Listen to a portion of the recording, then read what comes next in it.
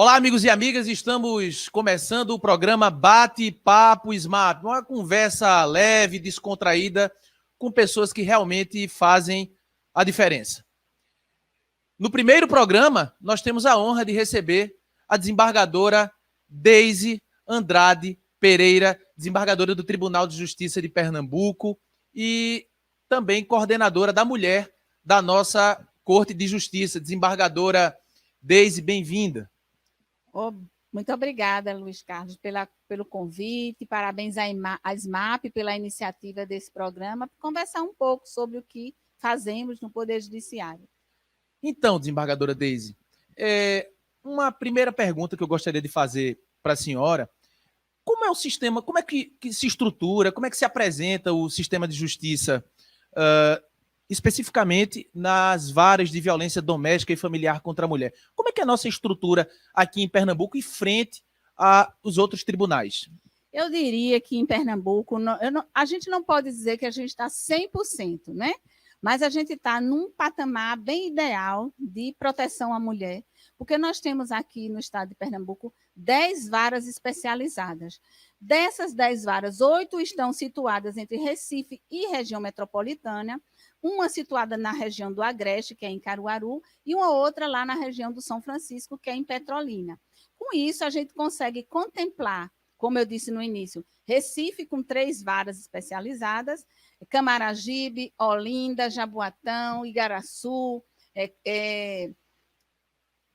o Cabo de Santo Agostinho. Cabo de Santo Agostinho, e essas é interessante porque elas têm competência regionalizada, ou seja, o Cabo de Santo Agostinho atende também a comarca de Ipojuca, Camaragibe atende São Lourenço da Mata, Olinda atende Paulista, Jaboatão atende Moreno, Igaraçu atende aquela região de Araçoiaba. Então, com isso, você consegue alcançar, né, uma capilaridade boa, exatamente, em Recife e região metropolitana. Eu tive uma experiência, ainda que tímida, de acumular a vara de violência doméstica e familiar no Cabo e Pojuca. Uma coisa que sempre me chamou muita atenção é o comprometimento dos servidores, os técnicos, os analistas, os oficiais de justiça, o pessoal da equipe interprofissional. Então, nós temos juízes muito comprometidos, mas é importante destacar também que os servidores que compõem essas equipes também têm uma atuação muito proativa, né, desembargadora? Inclusive, a gente não pode pensar numa vara especializada sem pensar nesse comprometimento, sem pensar nessa retaguarda, né, para o magistrado e para a magistrada, que é exatamente feita tanto pela secretaria da vara, como acontece em outras varas, como pela equipe multidisciplinar, que é formada por assistente social, psicólogo, pedagogo. Algumas delas têm os 3 profissionais, algumas têm 2, tem pedagogo e assistente social, mas essa equipe multidisciplinar, ela é, de fato, o diferencial para essa prestação jurisdicional também diferenciada, porque além deles darem o suporte ao magistrado e à magistrada no que diz respeito aos estudos, aos laudos daquela situação pontual, eles também fazem ações de prevenção na região, principalmente naqueles períodos em que a gente faz as Semanas da Justiça pela Paz em Casa. Então, as equipes estão sempre comprometidas em promover ações junto à comunidade para falar sobre a temática e, assim, prevenir a violência. Doutora Deise, à frente da coordenação da mulher, a senhora tem uma visão macro de como é que se apresenta esse problema, essa coisa tão triste da violência doméstica e familiar contra a mulher aqui no nosso estado.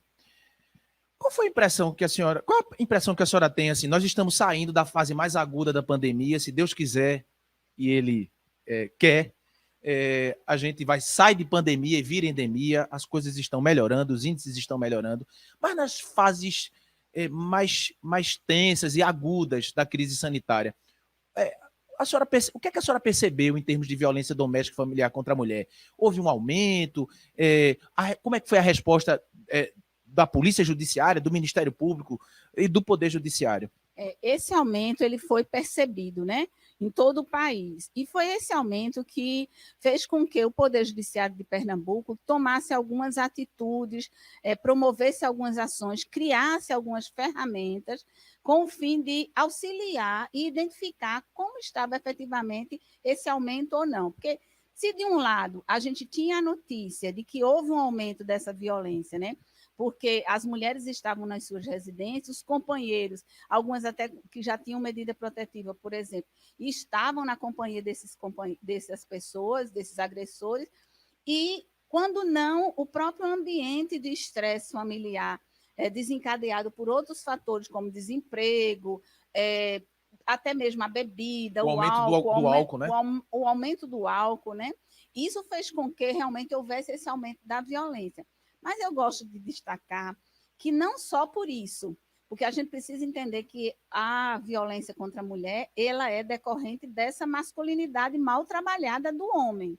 Porque senão, a gente vai sempre, pode a gente deslocar que o que causou aquela violência foi a bebida, foi a droga, foi o isolamento social. Esses três fatores que eu citei aqui, eles foram e são catalisadores dessa violência. Mas não é Mas, o problema central, né? exatamente, mas não são um fim em si mesmo. Então, a gente precisa ter esse cuidado. E pensando nisso, com essa preocupação, porque se de um lado a gente escutava esse aumento, do outro lado a gente via uma redução das medidas protetivas. Não chegavam as denúncias, não chegavam os pedidos de medidas protetivas. Então, com isso, a exemplo de outros tribunais, nós então criamos um formulário para tentar chegar nessas mulheres ou tentar identificar se efetivamente essa violência estava aumentando e auxiliar essas pessoas que nos informassem dessa situação. Foi um formulário que foi criado em abril de 2020, chamado Carta de Mulheres, com esse objetivo. Formulário simples, que continua no nosso site, no link lá da coordenadoria pode ser encontrado, e a pessoa interessada que quer comunicar uma situação de violência contra a mulher, pode ser um vizinho, um amigo, um parente, ela então preenche esse formulário. A gente destaca que esse formulário não é uma denúncia formal, porque não é papel do Poder Judiciário receber denúncia, mas a equipe da coordenadoria, de posse daquele formulário, ele então faz os encaminhamentos necessários, foi o que a gente encontrou como alternativa para que o judiciário não estivesse, né, ao largo dessa situação como um todo. O Tribunal de Justiça de Pernambuco, ele funciona como uma fábrica de ideias. E por falar em ideias, a Escola Judicial tem o Instituto Ideias, que é coordenado pelo nosso queridíssimo colega José Faustino. Eu tenho conhecimento de que foi produzido conteúdo, foi prototipado aí alguns projetos relacionados ao contexto da violência doméstica e familiar contra a mulher.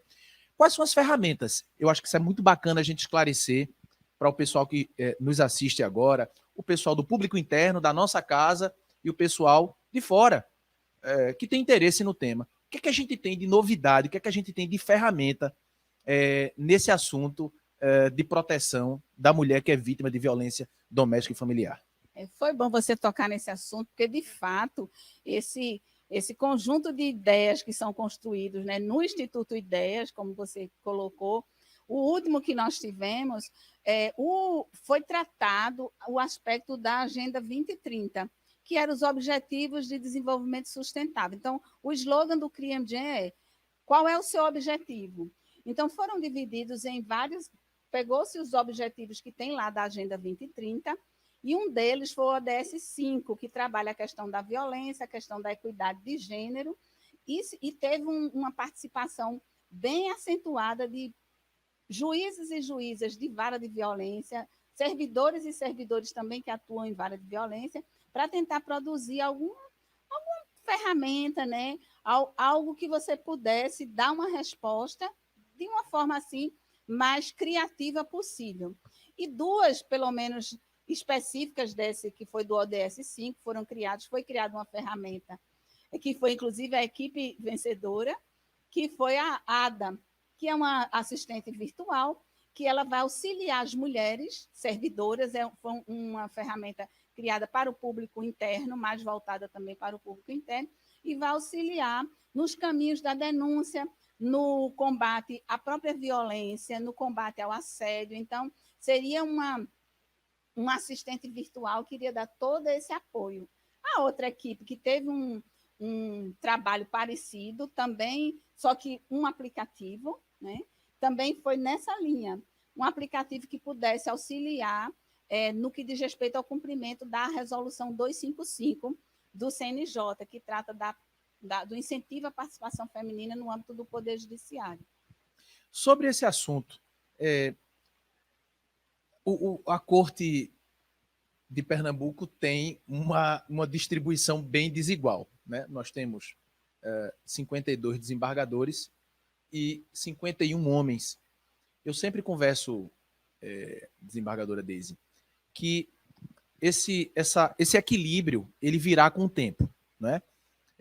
Seja pelo preenchimento das vagas do 5º Constitucional, pela OAB e pelo Ministério Público, seja pela vaga da magistratura, porque quando a gente pega agora a lista do 1º 5º, a gente já encontra muitas mulheres. No meu concurso, por exemplo, foram muito mais mulheres do que homens. Então, esse é um problema que a gente vai resolver a médio prazo. Isso é uma preocupação do CNJ também, não é isso? É uma preocupação exatamente a partir da criação da Resolução 255, né?